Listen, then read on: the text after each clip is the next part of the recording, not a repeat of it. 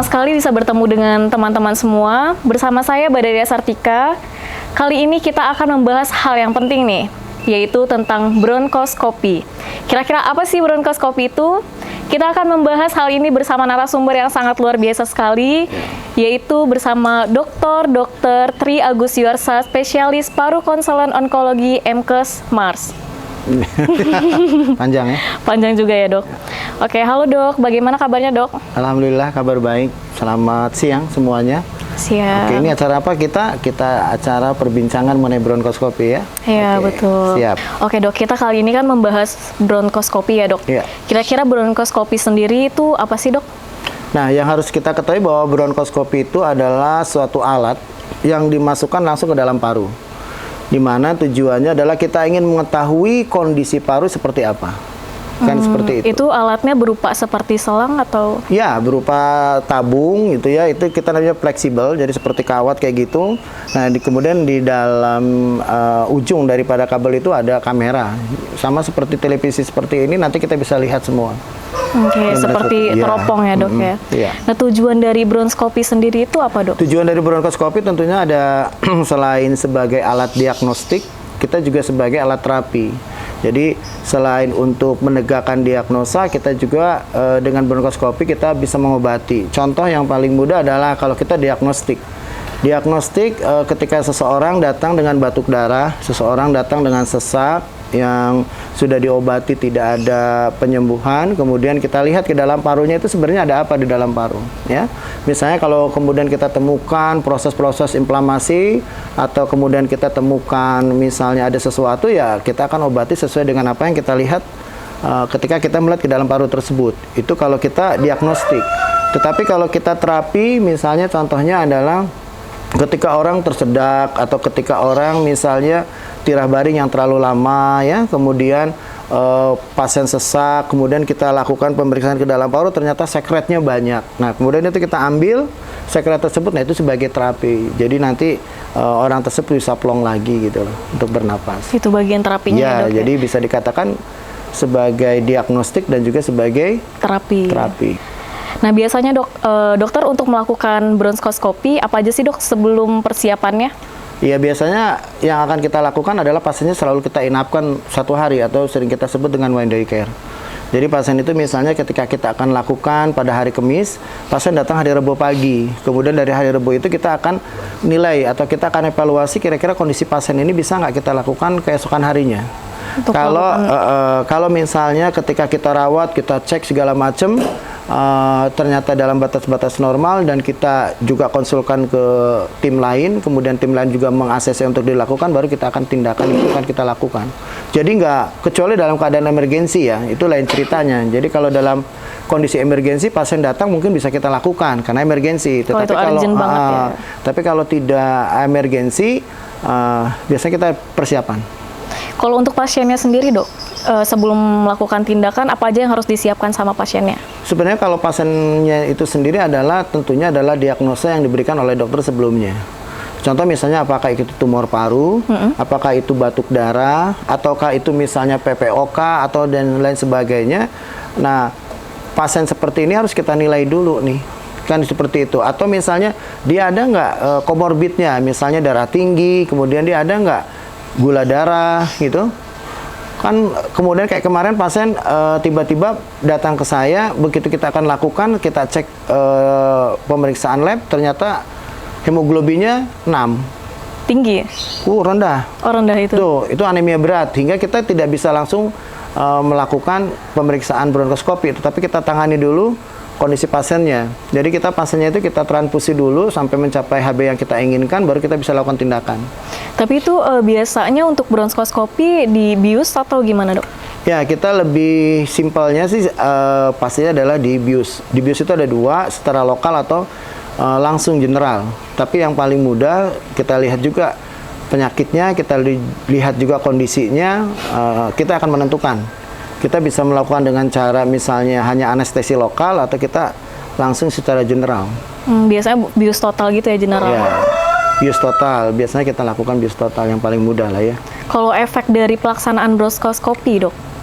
Sebenarnya kalau dikatakan efek kita itu udah meminimalisir sekali ya. Tetapi pasti namanya suatu tindakan pasti ada akibatnya ya. Ya, akibatnya adalah satu kita iritasi gitu ya karena kita memasukkan sesuatu ke dalam organ kita. Nah, gitu kan kecil-kecil tuh paru itu kita masukkan. Nah, itu kalau misalnya terjadi gesekan dengan benda itu ya pastinya akan ada infeksi, kemudian juga akan ada misalnya pendarahan dan lain sebagainya. Tetapi kan itu juga semua sudah kita antisipasi.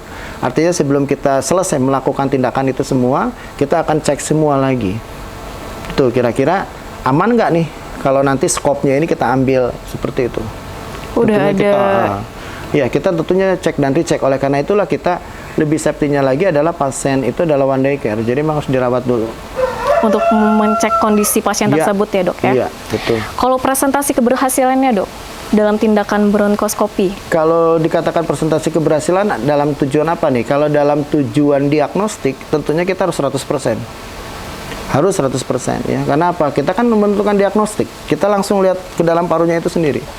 Tetapi kalau untuk tujuan terapi, kita pun berharap 100%. Tetapi kan, kita akan berusaha bahwa apa yang kita lakukan itu dengan keberhasilan yang cukup baik seperti itu ya. Jadi contohnya kalau misalnya pernah ada kasus pasien tertelan misalnya jarum, ya kita 100% jarumnya harus keluar walaupun kita membutuhkan waktu seharian gitu. Nah, itu tetap harus kita lakukan. Ya diharapkan sih 100% ya dok ya. Untuk setelah melakukan bronkoskopi, itu biasanya pasien tuh harus memperhatikan hal-hal apa sih dok? Ya tergantung dari diagnosa penyakitnya. Tergantung penyakit beda-beda. Iya, tergantung penyakitnya apa. Contoh misalnya dia batuk darah yang berulang. Apa sih hal yang harus dilakukan? Nah, kan dokter setelah melakukan tindakan bronkoskopi akan mengatakan, oh ini misalnya terjadi bronektasis, artinya penyembuhan lukanya yang kurang baik. Artinya apa yang harus dilakukan pasien? Ya berarti pasien ini jangan terlalu banyak beraktivitas. Karena apa? Kalau pasien ini banyak beraktivitas, itu akan timbul pendarahan lagi kan gitu. Seperti itu. Oke, nih dok, dokter selama berjabat sebagai dokter, kira-kira perjalanan paling berkesan nih dok dalam menangani pasien itu apa dok? Ya tentunya kita kalau ditanya sebagai dokter yang paling berkesan menangannya apa? Ya pasien sembuh dengan baik lah gitu. Tapi ada nggak sih dok pengalaman yang benar-benar nggak bisa dokter lupain? Ceritanya ini anak SMP, 12 tahun perempuan. Ketika dia akan mengenakan hijab, dia biasa kan kebiasaan perempuan mengenakan hijab itu kan digigit. Nah, biasanya diselipin di bibir. Di bibir ini, kemudian entah kenapa katanya bercanda dengan teman-temannya, dia tanpa sadar menelan. Tetapi sebenarnya si pasien tersebut juga dia bingung, ini ketelan apa gimana? Karena kalau ketelan itu kan kerasa, dia bilang nggak kerasa gitu. Dia pulang begitu saja, dia tidak cerita kepada orang tuanya. Malam dia mulai ngerasa kok kalau napas sakit ya gitu kan, kalau napas sakit. Kemudian orang tuanya bingung, kenapa kamu kok napas nggak seperti biasa? Akhirnya orang tuanya bawa ke rumah sakit, dilakukan pemeriksaan, kemudian salah satunya dengan menggunakan fototorak, ronsen, dari situ ternyata ada jarum gitu. Di paru-paru? Ya, di parunya. Baru si anak ini cerita ke orang tuanya kejadian tadi pagi. Nah, setelah itu saya diberitahu, kemudian saya lihat, ya saya lakukan bronkoskopi tersebut. Tapi itu berhasil dok? Ya alhamdulillah, lumayan berhasil. Ada kendala apa? Kendalanya karena jarum ini kan kecil ya. Jarum ini kecil, kemudian ini adalah di rumah sakit baru pertama kali kita lakukan, jadi saya harus panggil tim secara penuh. Ya, kemudian kita bekerja secara tim dari bagian anestesi, perawat kita, OK kita semua ya alhamdulillah dengan ya tentunya dengan kuasa Allah ya kita bisa melakukan pemeriksaan itu walaupun cukup lama, sekitar hampir 3 jaman. 3 jam untuk mengangkat jarum ya, itu? untuk mengangkat jarum tersebut.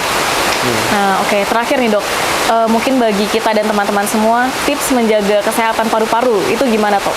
Ya, tentunya kalau kita ditanya tips menjaga kesehatan paru, kalau kita lihat kebiasaan kita sekarang kan merokok gitu ya. Nah, salah satunya adalah menghindari rokok gitu. Artinya apa? Ya karena kalau rokok itu kan sebenarnya sudah ada larangan ya. Dari pemerintah sudah ada larangan, tapi kan tetap kita melakukan. Atau kadang masyarakat, saya nggak merokok. misalnya pakai vape misalnya kan gitu. Nah itu pun sebenarnya sama. Sama aja. Iya. Di samping itu adalah kebiasaan-kebiasaan yang sampai saat ini adalah ya stop rokok gitu. Polusi juga termasuk ya, Dok? Ya polusi termasuk, tapi kan kalau polusi itu kan masih skalanya secara luas gitu Iya. ya. Kemudian kalau misalnya asap atau segala macam itu menurut saya terlalu luas juga gitu. Jadi yang paling mudah adalah untuk menjaga kesehatan paru adalah Menghindari rokok. menghindari rokok. Dan sejenisnya ya teman-teman. Oke, baik Dok, terima kasih atas kesempatannya. Ya. Begitu aja, sekian dari kami pamit undur diri, sampai jumpa. Terima kasih.